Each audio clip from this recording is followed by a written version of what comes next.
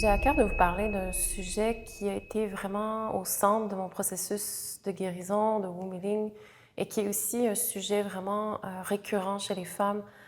Dans les consultations que je fais, dans les cercles de femmes, dans les rencontres que j'ai, c'est au cœur du processus de la femme, c'est à propos de la sexualité.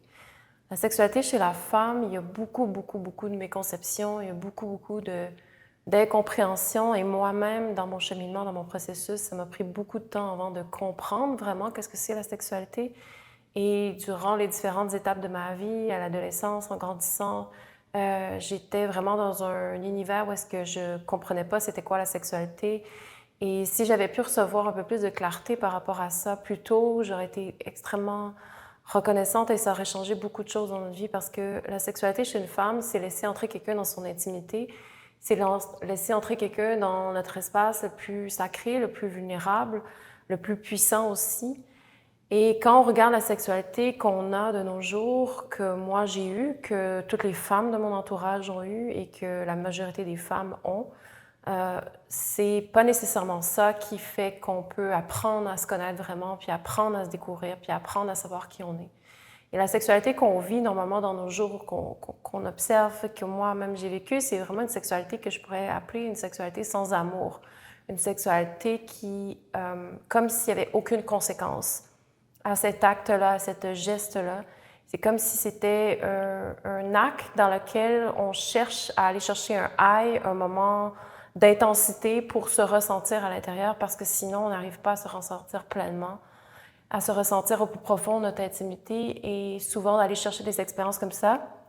nous a permis d'aller tout le temps se toucher dans des espaces plus grands, plus explosifs de nous-mêmes, puis au final, pour jamais toucher qu'est-ce qui est là en dessous, la tension qui est là en dessous dans notre utérus, dans notre womb, la tension collective que la femme porte, la pulsion qui est toute mélangée avec l'inflammation et aussi un vide en dessous qui est là et qu'on ne comprend pas. Donc, mon expérience à moi, c'était vraiment d'avoir l'impression d'être en intimité avec quelqu'un, mais en fait, c'est pas parce que tu es en nudité avec quelqu'un que tu es en intimité avec quelqu'un. Et en fait, j'arrivais pas à voir la distinction entre nudité et intimité. Pour moi, quand je me révélais dans ma nudité, c'est que j'offrais mon intimité. Or, c'est faux. Je me suis cachée et la plupart des femmes font comme ça, peu importe pour les raisons, c'est sans jugement. On a toutes nos façons de coper avec la vie, de mécanismes de protection. Tout ça, c'est vraiment sans jugement.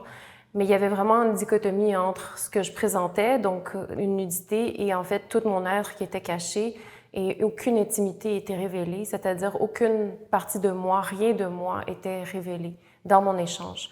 Et même à moi-même, je n'avais même pas d'intimité envers moi-même. J'étais même pas capable de dire comme que je me connais vraiment au plus profond de ma intimité, qui je suis, pourquoi je suis là, où je vais, le sens de ma vie, mes aspirations. Et quand on a un but, un sens profond de qu'est-ce qu'on veut dans notre vie manifester, qu'est-ce qu'on veut atteindre, qu'est-ce qu'on veut générer, qu'est-ce qu'on veut vraiment créer, alors notre sexualité tranquillement commence à s'orienter ou à s'aligner vers ça. Donc quand on ne sait pas qui on est, quand on ne sait pas où on s'en va, quand on ne sait pas c'est quoi vraiment qui nous anime dans cette vie-ci, qu'est-ce qu'on veut vraiment faire, alors notre sexualité c'est comme une espèce de courir après n'importe quoi pour trouver un sens à propos de qu'est-ce qu'on peut être, puis trouver des faux miroirs pour combler une tension qu'on n'a pas compris en dessous qui nous habite. Et donc, la sexualité, moi j'appelle ça la sexualité de friction, c'est de la sexualité sans amour, c'est-à-dire qu'il peut y avoir un moment passionnel, il peut y avoir un moment où on a l'impression qu'on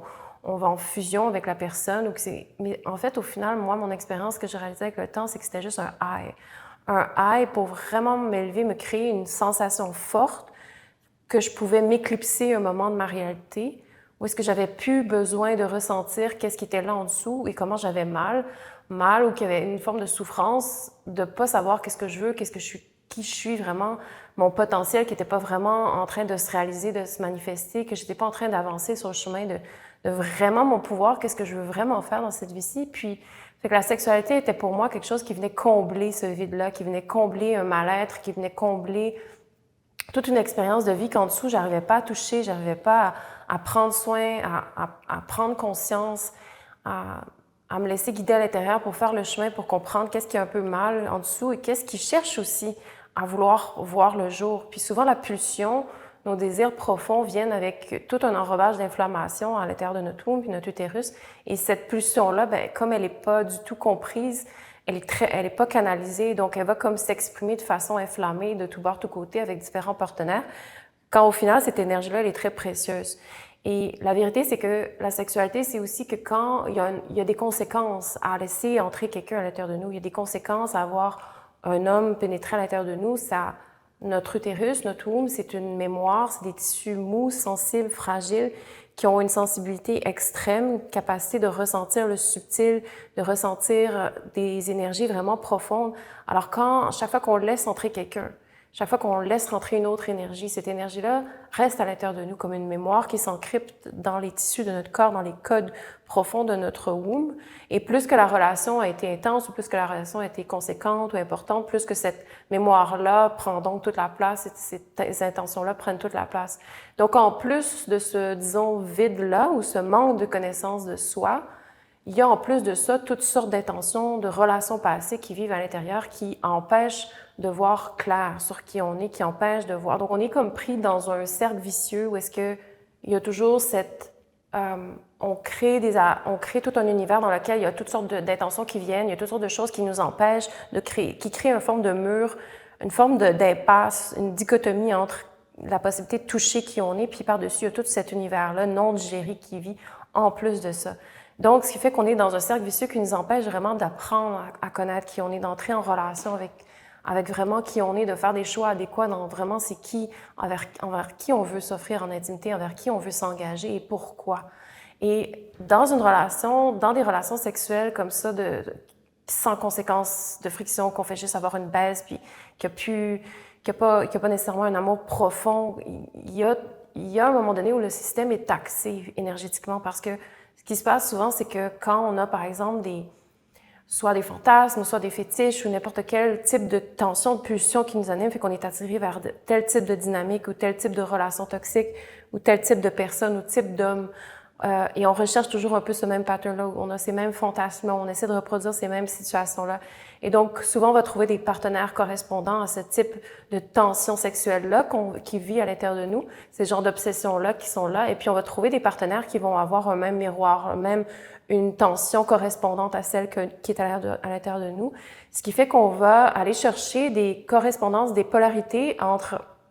différents hommes qui peuvent avoir plus ou moins un miroir, une réflexion sur qu'est-ce qui vient à l'intérieur de nous. Ce qui fait que ça engage puis ça cristallise encore plus ces tensions-là à l'intérieur de nous, puis ça fait que on rentre dans une dépendance, peu importe sexuelle, quelle qu'elle soit,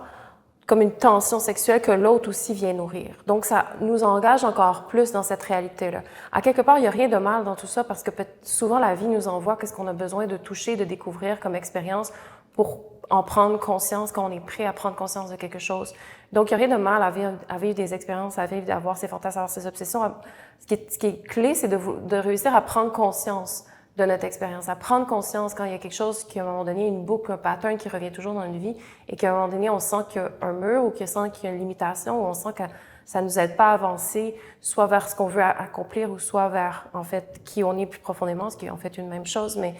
donc, des fois, ce qu'on vit, les expériences de vie sont là pour nous amener à prendre conscience. Donc, c'est sans jugement que je dis ça. Mais la réalité est qu'une sexualité comme ça, sans conséquence, c'est une sexualité qui nous taxe énergétiquement. C'est une sexualité qui, en fait, c'est comme si on vient voler de l'énergie de l'autre dans un accord commun. C'est comme si, OK, on a un fantasme, une obsession, un fétiche qui est commun. Alors, dans un accord, on décide de se rencontrer pour ce fétiche-là, à parce qu'on se correspond et on se ressemble à ce niveau-là. Donc, il y a un accord à un certain niveau, mais en dessous, c'est pour se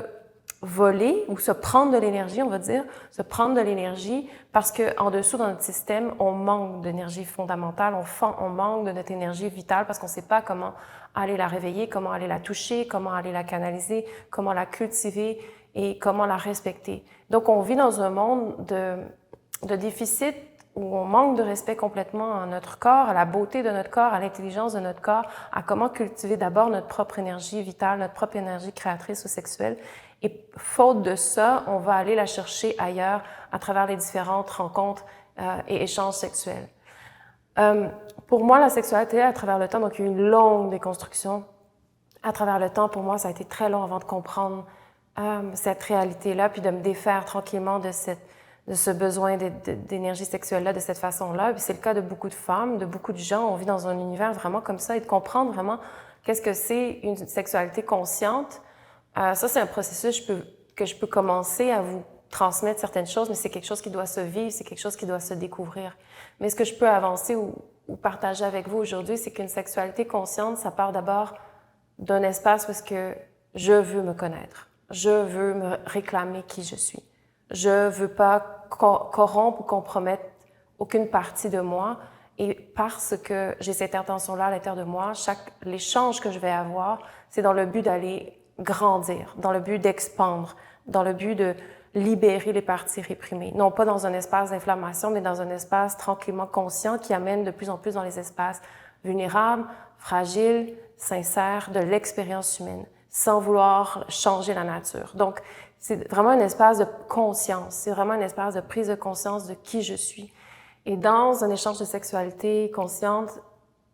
vitale, sain, c'est qu'à la base, il y a déjà une circulation le long de la colonne vertébrale, à l'intérieur même de la personne. Il y a déjà un début de circulation, il y a déjà le long du système nerveux, des deux pôles de la batterie vivante. Il y a déjà une circulation vitale qui est là et la personne, elle cherche à la faire grandir, à la faire expandre, à vouloir la canaliser. Et ça, donc, ça veut engager à travers une autre polarité. Donc, ce partenaire-là, par exemple, lui aussi, il est dans son corps, dans son essence, dans sa présence. Il y a une circulation vitale à l'intérieur de lui de façon naturelle. Et la rencontre des deux, c'est pour canaliser une polarité opposée entre principe masculin et principe féminin dans une circulation qui existe déjà à l'intérieur d'eux-mêmes. Donc, c'est pour vraiment agrandir et expandre le potentiel dans un but donné, dans un contrat conscient, c'est-à-dire une sexualité où est-ce que, comme dans le monde dans lequel on vit, après, les femmes, les hommes vont dans les bars, ça boit, ça saoule, etc. Puis après, ça couche ensemble et on se souvient à peine de son partenaire, on se souvient à peine de qui, quoi, autre, et puis le lendemain, c'est fini, puis on revoit à peine cette personne-là. Donc ça, il n'y a rien qu'à construire là-dedans, il n'y a pas d'objectif, il n'y a pas de but, c'était juste pour relâcher une pression interne qui peut-être prend trop de place dans le mode de vie qu'on a, toutes les accumulations de pression qu'on a, on a besoin de décharger, donc quand ça se passe, c'est vraiment juste, je cherche à dépressurer. Donc c'est pas du tout, on parle pas du tout de sexualité consciente, on parle pas du tout de transmettre un échange sacré et respectueux, peu importe la forme qu'elle prend, mais juste que cette intention-là soit à la base de vouloir se connaître d'abord, de vouloir expandre dans notre connaissance de soi, expandre dans la circulation de notre énergie vitale, et que après ça, on a l'impression qu'on ait gagné quelque chose, qu'on a gagné de l'énergie à l'interne de nous, qu'on a gagné une expérience qui nous a été enrichissante, qui nous a permis de gagner en compréhension de soi, en intégration de qui on est, de gagner une force interne, tandis que quand on est dans les sexualités sans amour, de friction, sans conséquences, etc., c'est comme si le lendemain, il y a un down. Et l'après-lendemain, il y a un autre down. Et on finit par se retrouver avec le vide qui était là avant, on finit par se retrouver avec le même malaise, le même inconfort, puis finalement, on n'a rien cultivé, on n'a rien bâti. Donc, c'est toujours à recommencer, il faut toujours aller reprendre de l'énergie des autres. Il faut toujours aller recommencer à chasser parce que notre faim est insatiable. Il n'y a rien de mal à avoir faim. Ça, c'est quelque chose qui se canalise, puis qui se comprend, puis qu'on découvre, puis qui s'approfondit. Qu'est-ce que c'est que cette faim-là chez la femme? Mais il y a tout à gagner dans une sexualité consciente parce que on reprend et on réclame des parties de soi pour réinvestir dans une création, dans une manifestation, dans un projet qu'on veut mettre au monde, dans quelque chose qu'on veut aider dans notre communauté autour de nous. Donc, c'est comme si d'avoir donné de soi, c'est un espace parce que dans un échange respectueux, on peut regagner aussi en échange. C'est comme un miroir pour nous refléter les parties plus profondes de nous qu'on peut réclamer, reprendre, prendre conscience, intégrer, puis remettre dans le calcul énergétique de qui on est, de notre corps, et puis de le rétribuer après autour de nous d'une façon consciente, d'une façon respectueuse. Et donc, la sexualité, au final, c'est quelque chose qui finit par être quelque chose qui nous gagne en santé, qui nous gagne en vitalité, qui nous gagne en confiance de soi, qui nous gagne en estime, dans la valeur propre de qui on est. On gagne dans notre assise, une vibration qui est positive envers notre entourage, qui on est, et puis c'est aussi regagner notre cœur, réclamer un respect de soi et doucement prendre de plus en plus une assise dans notre pouvoir.